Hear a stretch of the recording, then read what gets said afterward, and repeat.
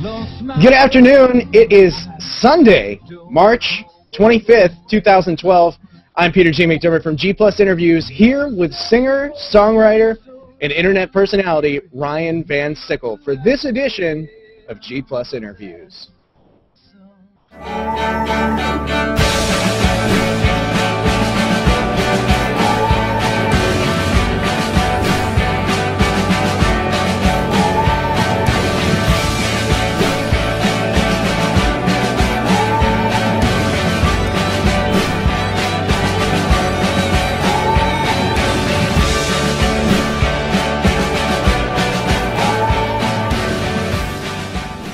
And here we are. I'm Peter McDermott with Ryan Van Sickle. Ryan, good morning. How are you? Good morning, Peter. Good to see you.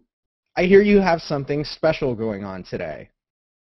I do. Yes, I do. It is a makeup concert for yesterday's folly. I had some bad internet connections yesterday. I had a big Hangout concert planned with Heather Faye, and Heather Faye played a beautiful concert, but I was lost somewhere, not online. So today at 1 p.m. I have an online concert. Hangout concert. You had some packet issues, I imagine. Some packet issues. Yeah, I had some serious issues, believe me. So many of you may not know, I had the unique pleasure of meeting Ryan actually in New York City at the New York Hurl, which was put on by a couple of people on Google+, notably Matthew Rappaport, Tiffany Henry, and a bunch of those other Google+ personalities that are in the New York area, and we really appreciate you guys putting that on. Ryan performed an excellent concert at a venue called Googie's, believe it or not. And it was a great concert. I had the great opportunity to meet Ryan and learn more about his music, and that's why I invited him here today. It just happens to be on the same day he's doing his concert. But Ryan, how did you get into music? Music was in my house, not being played necessarily, but just on the radio was on all the time growing up, and somehow just ingrained itself somehow, and I didn't take up music till later in life, and I had a previous career to music, and one day I just make a long story short, fate has a strange way of working, and someone gave me a guitar. I taught myself how to play, and taught myself how to write, and here I am. So I do have music. My grandmother was music. Both my grandmothers were musical. They could play piano and guitar by ear, and I guess that's where I get it from. So growing up, what age did you start playing? About 8 years ago. So you were what? Really recently. About 10 years old, something like that? Yeah, about 11. Okay. So having that music in the family as you were growing up, a lot of times when people grow up and their families have always done something for years and years and years, they want to do something different. What made you get that passion for music? Well, story is 2003, I went to a Springsteen concert. Front row, stood right in front of his microphone. Well, not right in front of him, of course, but stage front there, and I was absolutely blown away. I mean, I never felt anything like that. The intensity, the energy, the power, the storytelling, the vocals, the musicianship that came from him, it just exploded. And that's when I knew. I thought, you know what? I want to do that. I want to try that. And I was plucking away at that time, and I don't want to be a rock star, but I want to play music, and I want to be able to captivate people like that in whatever form it is that I take on in music. And that's how it really got started. So, getting that great start, having that inspiration, it's got to be a struggle for you every day to come up with new ideas for writing songs. What serves as your inspiration when you're writing songs? Life stories, someone else's story. That's what every songwriter strives for is to be able to take the audience and involve them in the story, to bring them into the story that they're writing. I don't go for the hook and for the great melody, the great sounding song, but as a singer-songwriter, you want to involve the people, to make them feel that they're part of the story, and that's what I strive for. Now, every singer-songwriter strives for that.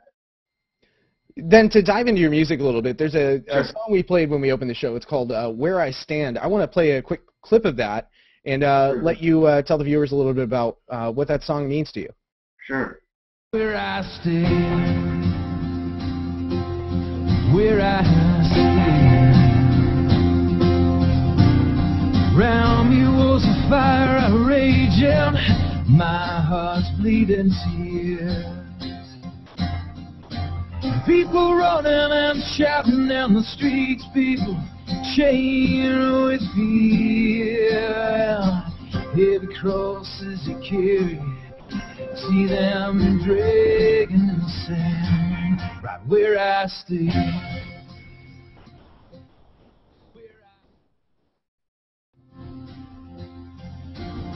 So tell me, Ryan, what was the inspiration for that song?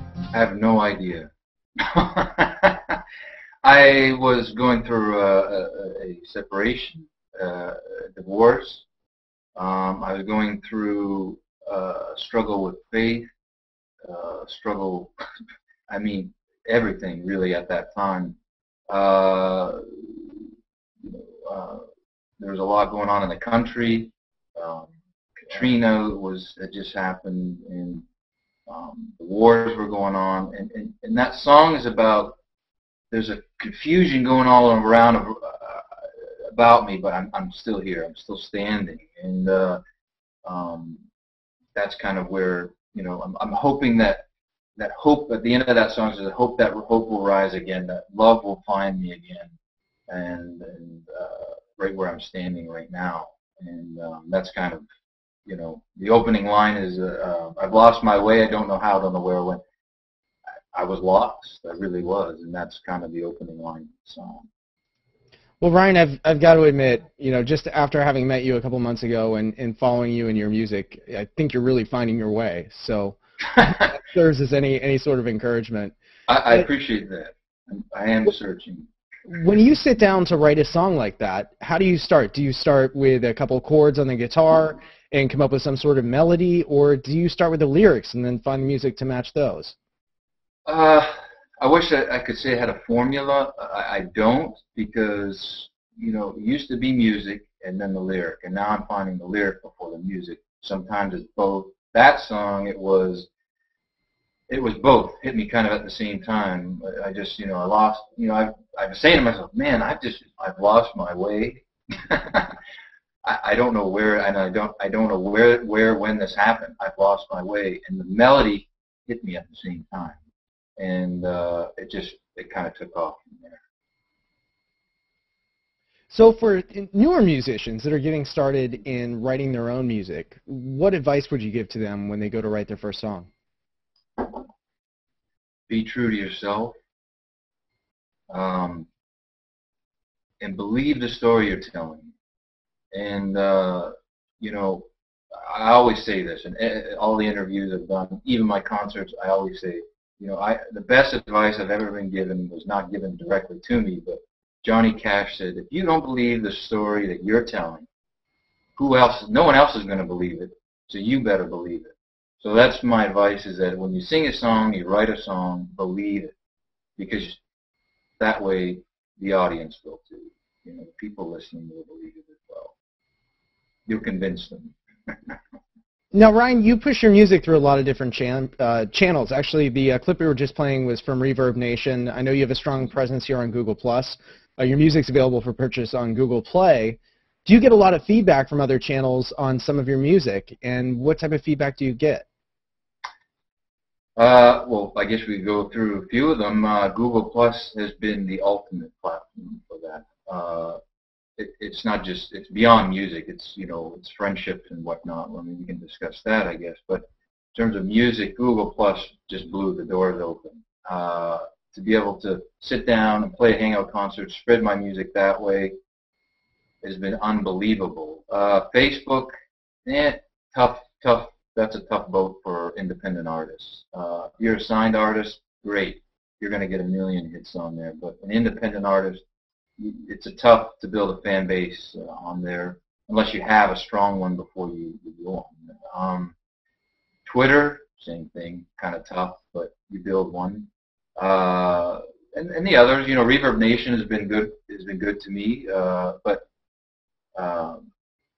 G Plus has been amazing. It just has been an amazing platform for my music.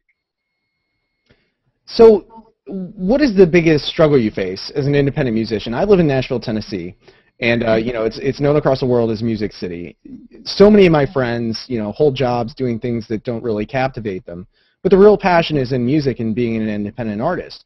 Now, you've had great success on the internet. How you do in real life, that's obviously hard to tell for us that only see your success through online. What are some of the biggest struggles you face as an independent artist? Getting in the door.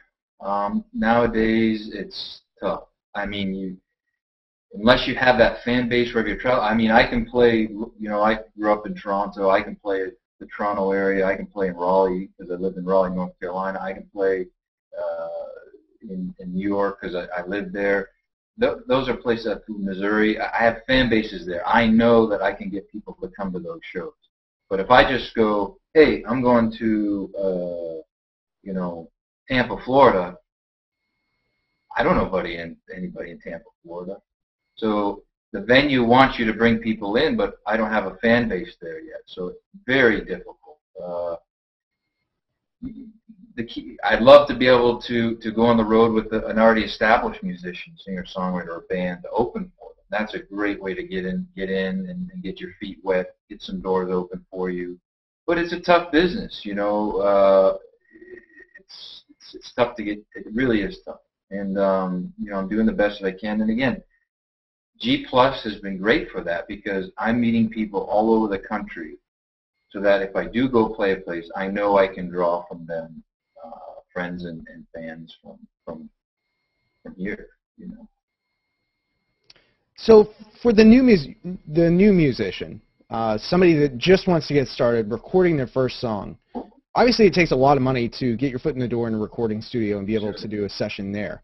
Let's say you want to set up a studio in your house. What type of equipment would you need? Well, I can tell you. Do I have it? No. I live very minimally in that respect. I barely own a computer. I have a flip phone, but I can share in terms of what people use. Macs are great for that. GarageBand is a great tool. Everyone's using it. There's all kinds of programs you get yourself a good microphone and some plugins to your computer. You can record your own album, and that's what music is today. I mean, music is available. You can record a whole album in one day and get it online the next. I mean, it's bypassing the whole record label thing, and that's kind of where music is today, I think. Is a self-produced indie artist, doing their own thing, marketing themselves, promoting themselves. That's the way to go. So, Ryan, there's an interesting movie that I watched a couple of weeks ago. It's called Press, Play, Pause. And it's a movie that dives into the industry of music, the industry of movies, and the industry of print. And a lot of the people within the documentary are saying that there's too much noise, meaning there's too much content being produced on those three different fronts. How do you distinguish yourself, and how do you rise atop the rest of the noise? It's a good question. And, I have that movie up on my computer. I haven't watched it yet. Someone recommended it to me the other day, so I got to watch that. But, Peter, that's a great question. One that I can't answer. All I know is that you just keep putting yourself out there. You play where you can. Are you there? I'm still here. Oh, okay. You play where you can. I play Hangout concerts whenever I can. I get in Hangouts and meet people whenever I can. I interact on here as often as I can. But get yourself out there, put yourself on every social network, but you gotta play. That's the thing. You've got to get yourself in front of people, no matter what it takes. And it's tough, but you got to do it. And you know, for me, you know, I'll be honest here. I'm a shy person. You know, I have my insecurities, and you know, I play on Google Plus as often as I can. But in the back of my mind, I'm saying, "Oh my God, aren't these people sick of me yet?" But hey, I got to do it. I mean, this is my life, you know, and I'm hoping that people love my music and that they'll want to listen all the time. And you know, that's just it. Get in front of people, because you never know who's listening, right? No, and that's definitely true, and that's something I've learned, you know, just through my podcasting. Of course. But Ryan, I've noticed that you spend a lot of time cross-promoting with another artist, Heather Faye, who appears in a lot of your concerts. Have you found it helpful to find an artist that shares the same passion and to work together to promote each other? I mean, Heather's been, I mean, she's a great friend, beyond just the musician, a music friend of mine. She's an incredible person. Of course it helps. I mean, you support one another. We try to all support one another on here when we can, as often as we can. And it's a community, and you have to do that. It's not a popularity contest. We're all trying to make a living. We're all trying to put food on our table. We're all trying to, you know, support ourselves. And it's a tough road on your own. And so that Heather and I have really joined together forces in that way, saying, hey, we're going to help one another. Let's help one another. We might not play together all the time, but let's help promote one another. And it takes that, you know. Anyway, that's my opinion on that. Well, I'm sure you've faced a lot of times where you've wanted to give up or wanted to maybe fall back on something else that you knew you'd be more successful at. Would you say that's true? Every day, Peter. So that being a struggle that you deal with, and you deal with it very, very well, from watching you, from talking to you, seeing the way that you interact with your fans and interact with other people in social circles, what is the one piece of advice you would give to somebody on the verge of giving up on what they love doing? That's just it. If you love doing it and it's your passion and you know that's what it is, you know that's what you're wired to do, you can't give up. You just can't. You find that piece of advice that someone's given you, or that encouragement that someone has given you, or those words that someone's given you years ago, days ago, seconds ago, and you live off of those. I mean, you got to.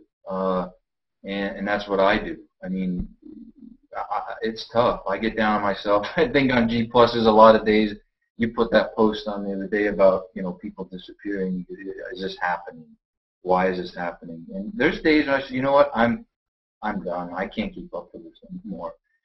But you know what? I know there's people out there, not only that love my music, but that care for me and that I'm friends with.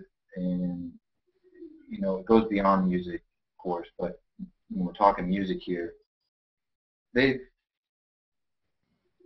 have such a support system here that keeps me going like no other social media network or outlet. That's what keeps me going, is just people want to hear the music. I'm passionate about it, so if you're passionate about it, you got to do it. And that's just it. I'll eat oatmeal and beans, but because I love to sing, and I love to write, and I love to play. I would recommend trying rice and beans. I think it's more culturally acceptable and probably better in your stomach. No, but you know, oatmeal for breakfast, and then beans for lunch and dinner. And, oh, okay. All right. So Ryan, there's a paperweight I have on my desk, and this is something that I look at every single day. It's something my brother. Winston Churchill, yes. You know, and this is something that I live by. I keep it in front of me so I can see it all the time. Because just like you, I get a dose of disappointment here and there. But is there a certain quote or adage or phrase or saying that keeps you driven every day? You know what? Before music, I played professional golf, and growing up, since 8 years old, I played golf my whole life. I know that sounds strange, but that's what my life was. And you know what? I was really driven. I got up and that's all I did. That's all I did. And it opened the door for music down the road. Music had always been a passion of mine. It opened the door. And I take that same drive and energy and intensity that I had for that, and I put it into my music.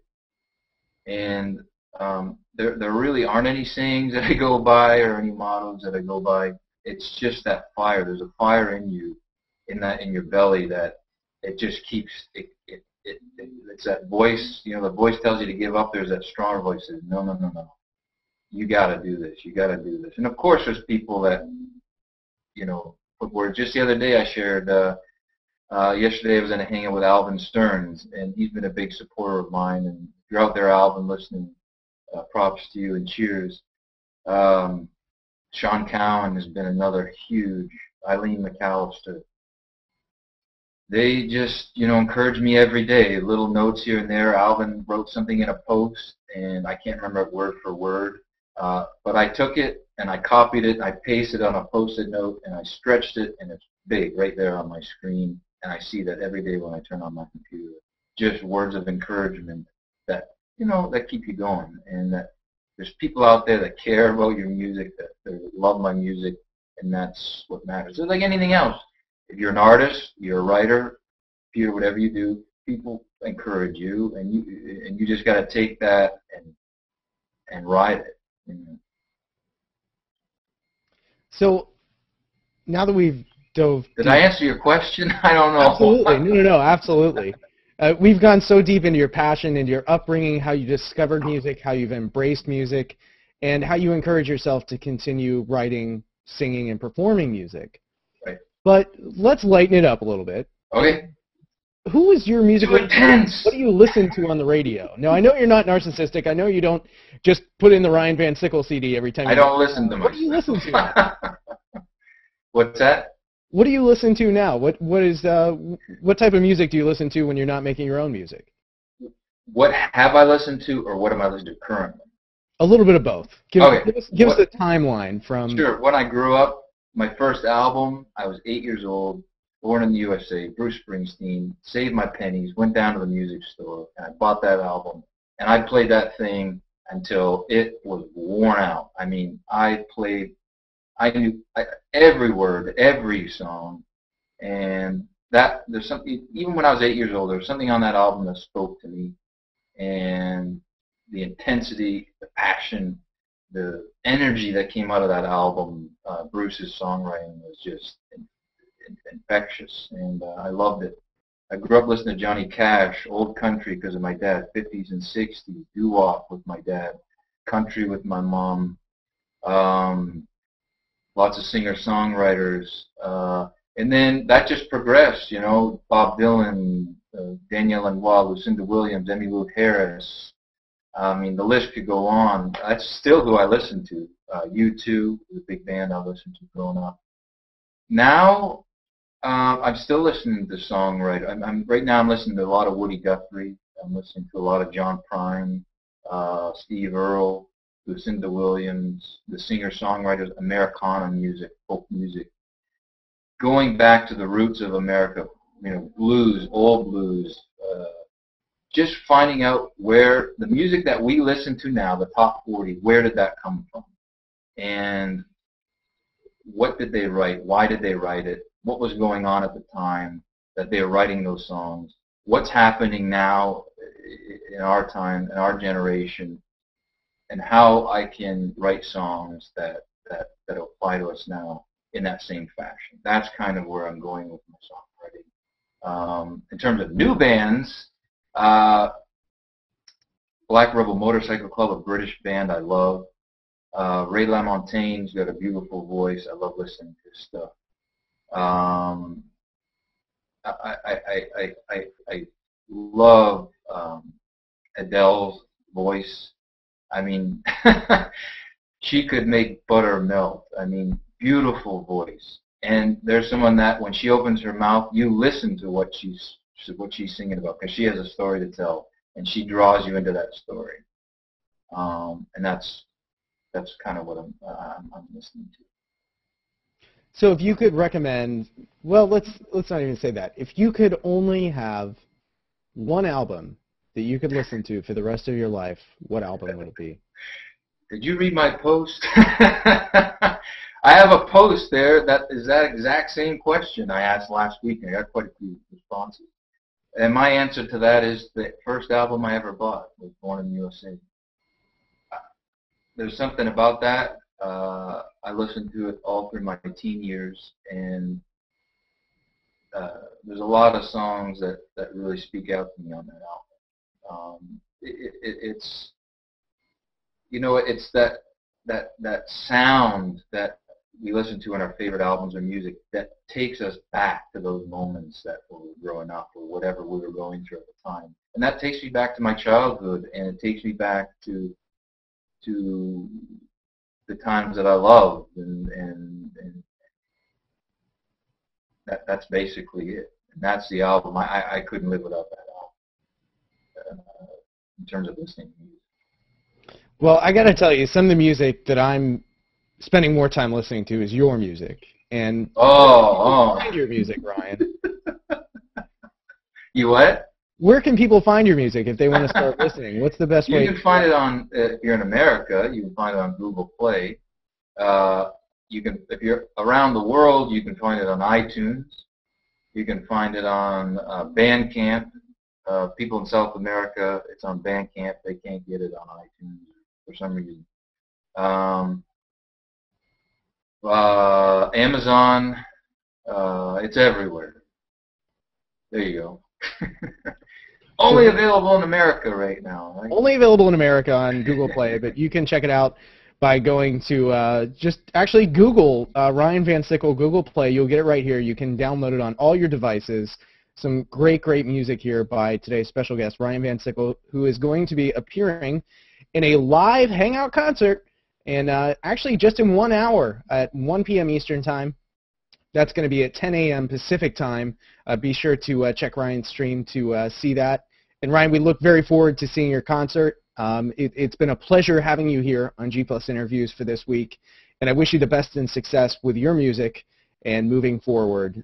Some great, great stuff. It was such a pleasure meeting you in person in New York, and you're just such a fantastic person.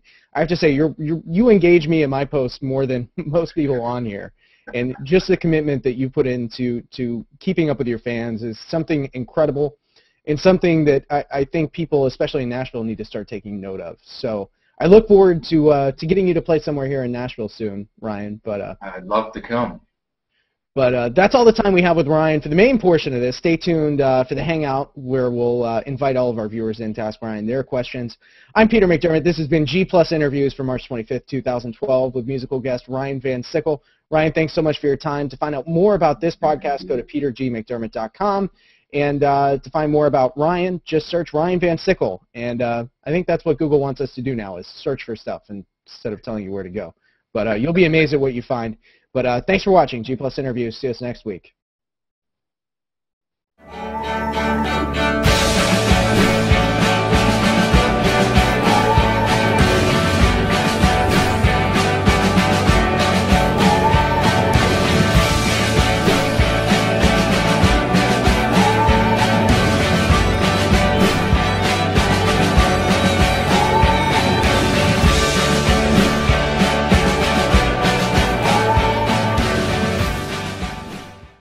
I'm from Belgium, and I'm just a house mom. My heart is breaking On Google+.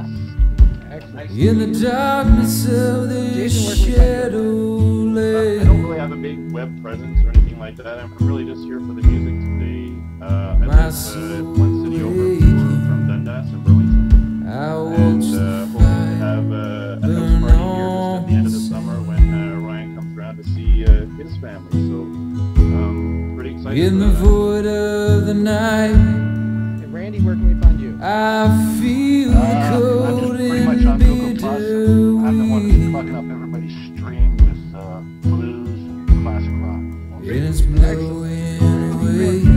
More music in the stream. Norman, where can we find you?